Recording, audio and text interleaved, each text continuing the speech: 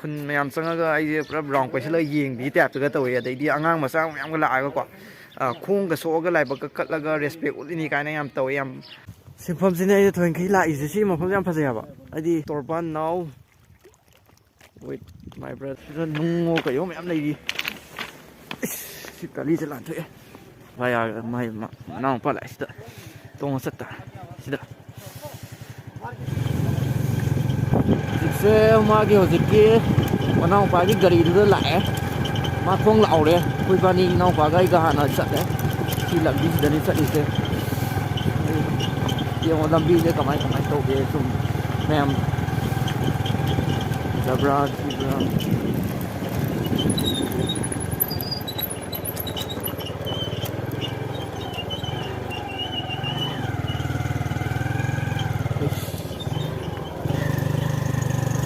जंगल थोड़े खोपे होते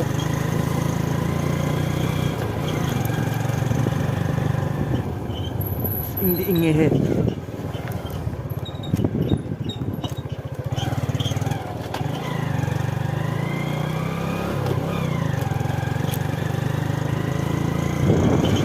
मरेन यौरगा कोई काम तो पुंजलगा हाथ पे जो हम बोलते हैं ना मैं आई वीडियो से हेंवाई आई लाइक इधरगा सो कोई ना आई निंगो कोई ना से वीडियो भी थागल होंगे नहीं सोई ना सब लगा सॉन्ग नहीं को कोई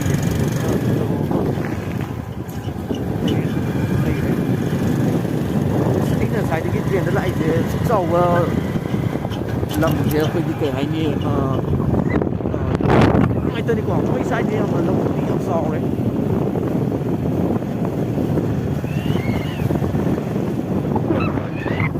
làm sò chứ mỗi nay ăn chỉ nhìn cái là cũng làm hàng sò chứ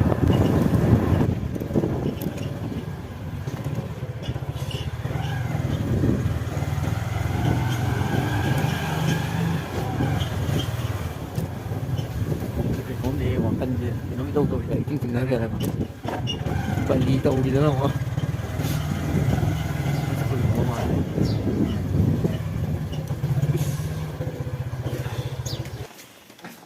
dầu đấy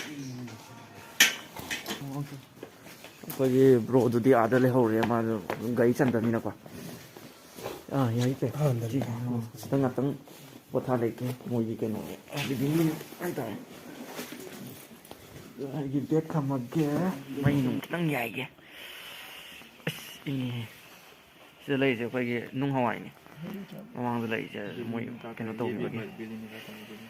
tàu kìa cái số mấy âm này đó nung hỏi cái tên pixel lấy cho mồi lốp kìa cả in này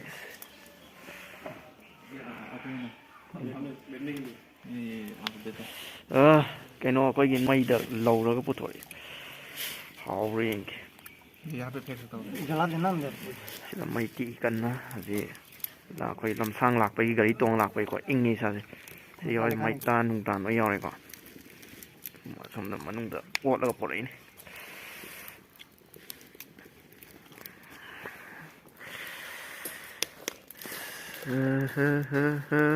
tăng đi cái này ai chơi cái nó mày miem nó cầu để quay sang này xem si yeng bữa ta phật gì xin cô lấy cho mày mà thắc tagi anh nó nộp thế Namaste uncle जी कहाँ पे रहते हो नेपाल नेपाल से नहीं मणिपुर से मणिपुर मणिपुर असम के पास ये तो चाय है हाँ चाय भी है चाय पिया है मणिपुर भारत में ही मणिपुर भारत में है नॉर्थ ईस्ट में असम जानता है मेघालय मिजोरम नागालैंड उसके पास है ऐसे बिल्डिंग में थकते लाए हैं होजे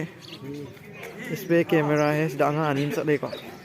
सो गाइस अइना लेजे कोई ब्रो की मोई अंकल सिंह ने अदुना सो लेजे हाय कल टू अंकल हाय ये विशाल विशाल का तो yam nungai sai je nungsai yai bokop building mathak ni ko aduga sai da aingonda tawri je mayam jina ai je pura foreigner gi style da mayam changa yeng na khun mayam changa ga ai je pura round kwaisila yeng bi type ga tawi adai di angang macha mayam ga la ga ko khong ga so ga lai ba ka katla ga respect ulini kaina yam tawi yam ai ꯇꯟꯐꯝ ꯌꯥꯎꯁꯤꯜꯂꯛꯑꯕꯅꯦ ꯃꯤ ꯁꯤ ꯆꯠꯄ ꯌꯥꯗꯦ ꯈꯣꯠꯄ ꯌꯥꯗꯦ ꯅꯦꯄꯥꯜꯗꯩꯔ ꯖꯄꯥꯟꯗꯩꯔ ꯀꯣꯔꯤꯌꯥꯗꯩꯔ ꯃꯌꯥꯝꯁꯤꯅꯀꯣ ꯑꯩꯁꯦ ꯁ꯭ꯋꯥꯏꯗ ꯄꯨꯔꯥ popular ꯑꯣꯏꯈ꯭ꯔꯦ ꯁ꯭ꯋꯥꯏꯗ ꯁꯨꯝ ꯂꯩꯔꯒꯗꯤ ꯑꯩꯁꯦ ꯁ꯭ꯋꯥꯏꯗ ꯁꯦꯂꯦꯕ꯭ꯔꯤꯇꯤ ꯃꯆꯥ ꯑꯃ ꯑꯣꯏꯕ ꯐꯪꯕ ꯋꯥꯅꯤꯗ ꯑꯁꯦꯡꯕ ꯑꯗꯨꯝ ꯌꯦꯡꯕꯤꯌꯣ ꯃꯊꯪ ꯃꯊꯪ ꯑꯩꯅ ꯃꯣꯏꯒꯤ ꯂꯧꯕꯨꯛ ꯂꯝꯍꯥꯡ ꯆꯠꯄ ꯑꯗꯩꯗꯤ ꯑꯦꯕ꯭ꯔꯤꯊꯤꯡ ꯑꯦꯕ꯭ꯔꯤꯋꯦꯌꯔ ꯃꯌꯥꯝ ꯆꯠꯄ ꯈꯣꯠꯄ ꯎꯠꯆꯔꯛꯈꯤ ꯁꯤ ꯑꯩꯈꯣꯏꯒꯤ ꯍꯧꯖꯤꯛ ꯆꯥꯕꯒꯤꯅꯦ ꯁꯤꯁꯦ ꯕꯥꯇꯤ ꯍꯥꯏꯌꯦ ꯆꯞ ꯃꯥꯟꯅꯩ ꯁꯤꯁꯤꯅ ꯑꯦꯟꯖꯥꯡ ꯃꯌꯥꯝ ꯆꯥꯂꯨꯔꯒ ꯑꯣꯏꯅ ꯇꯧꯔꯛꯑꯒꯦꯀꯣ ꯁꯣ ꯒꯥꯏꯁ ꯑꯩꯈꯣꯏꯁꯦ ꯀꯩꯅꯣ ꯆꯥꯛ ꯆꯥꯕ ꯂꯣꯏꯔꯦ ꯆꯥꯛ ꯆꯥꯕ ꯂꯣꯏꯔꯒ ꯑꯩꯁꯦ ꯀꯩꯅꯣ ꯇꯧꯔꯦꯀꯣ ꯉꯥꯛꯇꯪ ꯑꯩꯈꯣꯏ ꯄꯣꯊꯥꯅꯔꯦ ꯉꯥꯛꯇꯪ ꯇꯨꯝꯃꯦ ꯄꯨꯡ 1-2ꯃꯨꯛ ꯉꯥꯛꯇꯪ ꯍꯤꯞꯇꯅ ꯈꯣꯠꯇꯅ ꯇꯨꯝꯗꯅ ꯇꯧꯔꯦ ꯍꯧꯖꯤꯛꯁꯦ ꯑꯩꯈꯣꯏꯁꯦ ꯗꯥꯝ ꯆꯠꯄꯒꯤ ꯔꯦꯗꯤ ꯁꯦꯝ ꯁꯥꯔꯦ ꯗꯥꯝꯗ ꯀꯣꯏꯗꯣꯏꯅꯦ ꯍꯧꯖꯤꯛꯁꯦ ꯑꯩ ꯕ꯭ꯂꯣꯛ ꯇꯧꯔꯛꯀꯦ ꯗꯥꯝꯗ ꯀꯣꯏꯕꯗ ꯒꯥꯔꯤ ꯑꯃ ꯒꯥꯔꯤ ꯂꯧꯕ ꯆꯠꯈꯤꯕꯀꯣ ꯕ꯭ꯔꯣꯅꯦ ꯑꯩꯅꯦ ꯏꯅꯥꯎꯄꯥꯅꯦ ꯗꯥꯝꯗ ꯑꯗꯨꯃꯥꯏꯅ ꯒꯥꯔꯤ ꯃꯆꯥ ꯑꯃꯗ ꯇꯧꯔꯒ ꯁꯤꯗ ꯗꯥꯝ ꯑꯃ ꯂꯩ ꯍꯥꯏ ꯑꯗꯨꯗ ꯀꯣꯏꯔꯒ ꯑꯗꯨꯒꯤ ꯀꯃꯥꯏ ꯇꯧꯒꯦ ꯃꯌꯥꯝ ꯎꯠꯂꯛꯀꯦ ꯃꯌꯥꯝ ꯌꯦꯡ ꯇꯥꯔꯦ sida layra sida sattuini okay chalassi ma'am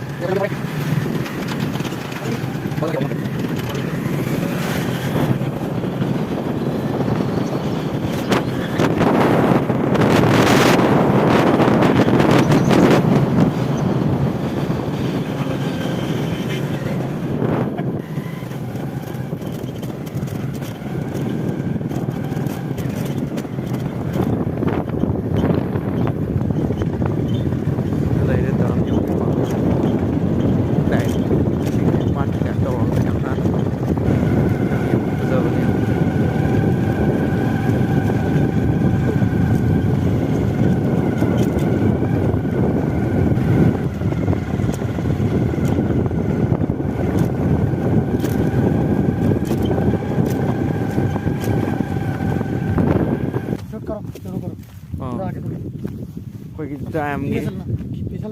ꯁꯤꯗ ꯂꯩꯔꯦꯀꯣ ꯗꯥꯝꯁꯦ ꯗꯥꯏꯔꯦꯛ ꯃꯥꯒꯤ dam ꯑꯁꯦꯡꯕꯁꯦ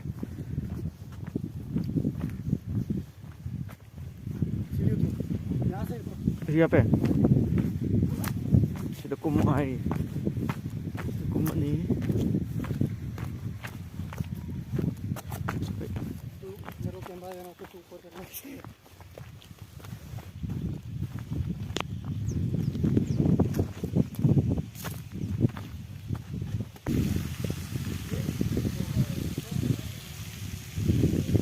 sini okay ma'am dam do sida lai re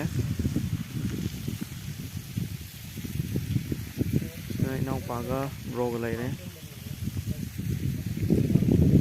अमन असोम दले होबा कइनो दन फजे अमन असोम गिन डैम दिन नते सिनी मैं सिगी को कोई कई बोई लाई से मोई दाम मथक से सट के तवने अदो दाम मथक से थिंगजिल लेरमे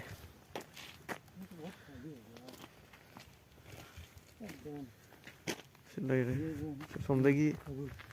ꯂꯩꯕꯗꯣ ꯌꯥꯝ ꯐꯖꯕꯅꯦ ꯌꯦꯡꯕ ꯅꯨꯡꯁꯥꯁꯦ ꯁꯣꯝꯗ ꯁꯥꯖꯤꯜꯂꯛꯄꯅꯤꯅ ꯚꯤꯗꯤꯑꯣꯁꯦ ꯂꯧꯕ ꯅꯨꯡꯉꯥꯏꯇ꯭ꯔꯦ ꯑꯗꯨꯗꯤ ꯋꯥꯇꯔ ꯁꯄ꯭ꯂꯥꯏ ꯔꯣꯝꯗ ꯑꯣꯏꯅ ꯆꯠꯂꯁꯤ ꯉꯁꯤ ꯁꯤ ꯌꯦꯡ ꯂꯣꯏꯔꯦ ꯃꯣꯏꯗꯤ ꯕ꯭ꯂꯣꯛ ꯇꯧꯔ ꯂꯩꯔꯝꯃꯦ ꯍꯥꯏꯗꯤ ꯃꯣꯏ ꯈꯔ ꯀꯩꯅꯣ ꯊꯤꯡꯕ ꯃꯥꯜꯂꯦ ꯆꯠꯄ ꯈꯣꯠꯄ ꯁꯨꯁꯥꯏꯠ ꯇꯧꯕ ꯌꯥꯎꯈꯤ ꯍꯥꯏ ꯑꯗꯨꯅ ꯆꯠꯄ ꯈꯣꯠꯄ ꯂꯣꯏ ꯊꯤꯡꯖꯤꯟꯈ꯭ꯔꯦ ꯑꯗꯨꯅꯤ ꯁꯤꯟꯐꯝꯁꯤꯅꯦ ꯑꯩꯅ ꯊꯣꯏꯈꯩ ꯂꯥꯛꯏꯁꯦ ꯁꯤ ꯃꯐꯝꯁꯦ ꯌꯥꯝ ꯐꯖꯩ ꯍꯥꯏꯕ ꯍꯥꯏꯗꯤ ꯁꯤꯗ ꯕ꯭ꯂꯣꯛꯇꯤ ꯇꯧꯔꯝꯃꯦ ꯑꯗꯨ ꯑꯣꯏꯇꯥꯔꯒꯁꯨ ꯔꯨꯜꯁ ꯈꯔꯗꯤ ꯊꯨꯒꯥꯏꯕ ꯇꯥꯔꯦ ꯍꯥꯏꯗꯤ ꯀꯩꯅꯣꯝ ꯇꯧꯒꯦ ꯍꯥꯏꯇꯥꯔꯗꯤ ꯔꯨꯜꯁ ꯈꯔ ꯕ꯭ꯔꯦꯛ ꯇꯧꯗ꯭ꯔꯒꯗꯤ ꯀꯩꯝꯇ ꯑꯣꯏꯔꯣꯏ ꯑꯗꯨꯅ ꯑꯩ ꯊꯨꯒꯥꯏꯔꯦ ꯆꯠꯂꯦ ꯀꯅꯥꯅ ꯀꯩ ꯍꯥꯏꯒꯦ ꯌꯦꯡꯒꯦ ꯁꯤꯗ ꯃꯣꯏ ꯁꯤꯗꯒꯤ ꯋꯥꯇꯔ ꯄꯥꯏꯞ ꯂꯥꯏꯟ ꯇꯧꯔꯒ ꯑꯆꯧꯕ ꯄꯥꯏꯞ ꯂꯥꯏꯟ ꯇꯧꯔꯒ ꯃꯣꯏꯒꯤ ꯂꯧꯕꯨꯛꯇ ꯀꯔꯤꯗ ꯄꯨꯅꯕ ꯁꯤꯗ ꯅꯣꯏ ꯄꯨꯔꯤꯁꯤ ꯎꯕ꯭ꯔꯁꯦ ꯁꯤ ꯄꯥꯏꯞ ꯂꯥꯏꯟꯁꯤꯡꯁꯦ ꯁꯤꯗꯒꯤ ꯃꯈꯥꯗꯒꯤ ꯂꯣꯏ ꯄꯨꯅꯩꯅꯦꯕꯀꯣ ꯑꯗꯨꯒ ꯃꯣꯏꯒꯤ ꯂꯧꯕꯨꯛꯇ ꯅꯣꯏ ꯊꯥꯗꯗꯣꯏꯅꯦ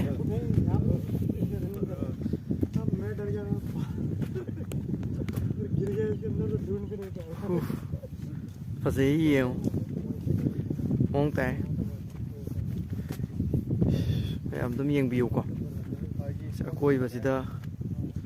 ꯂꯣꯏꯅ ꯀꯣꯏꯁꯤꯜꯂꯦ ꯍꯥꯏꯔꯒ ꯁꯤꯁꯤꯅ ꯏꯁꯤꯡ ꯃꯌꯥꯏꯗꯅꯦ ꯑꯩꯅ ꯆꯠꯂꯤꯁꯦ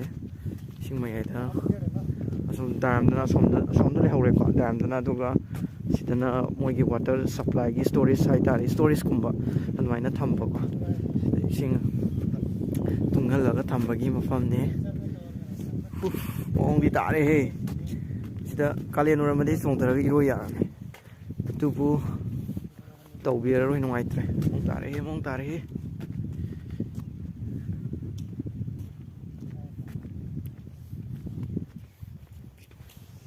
phone ngong ta gi na makada si film ne lai se ei mना tiam sam silaro ये क्या हो गया ओके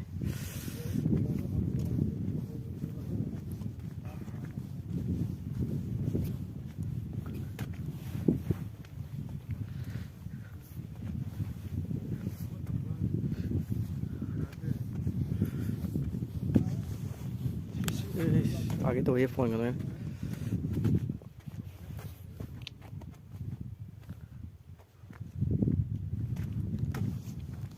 मैं योक्सले में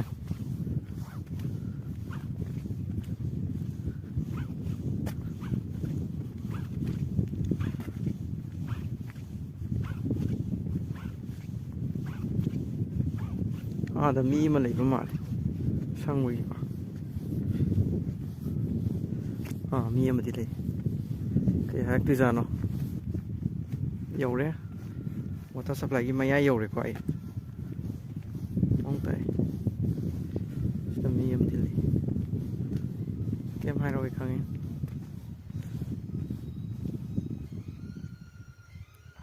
कोई भी जेंग वियो मैम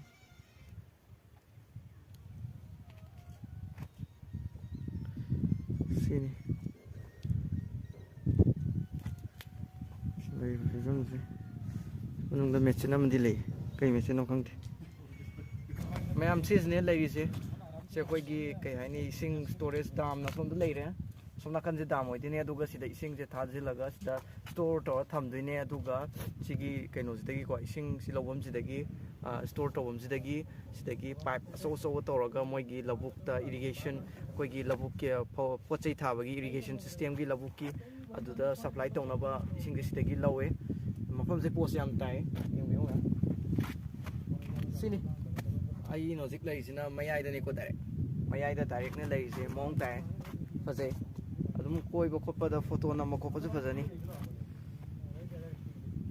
ओके ददी मैं मतंग नेक्स्ट सुम तरो सो गाइस सिजने हजे आइना लै मफम से कोई नसाई मफमदगी क्रम तोरबान कोई स्टोरेज तुगी मनाक्ता पाट कोई कई होई तो जगह मनाक्ता लेने इसे कई कई लाइने अदुगा सोंद लेरे आई साइ चलबदो अदुना आदा इसे I am in the Torban now with my brothers and my bros. Come on, see it's fine lay mang ula kem see lay passe sound का फिर तभी सिंगी इपोम की sound ही रुको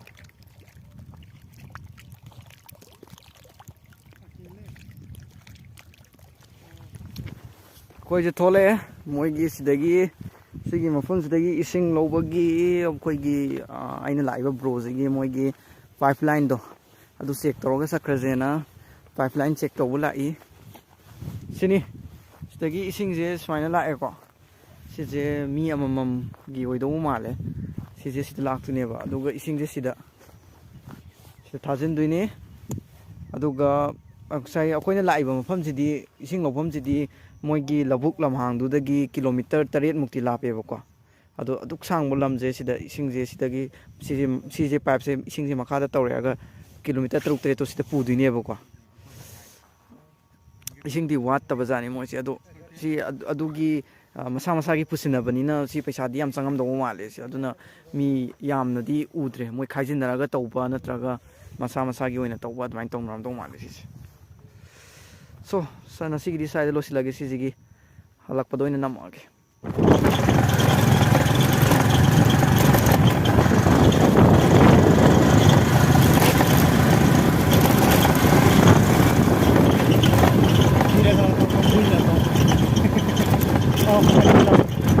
Oh, Okay.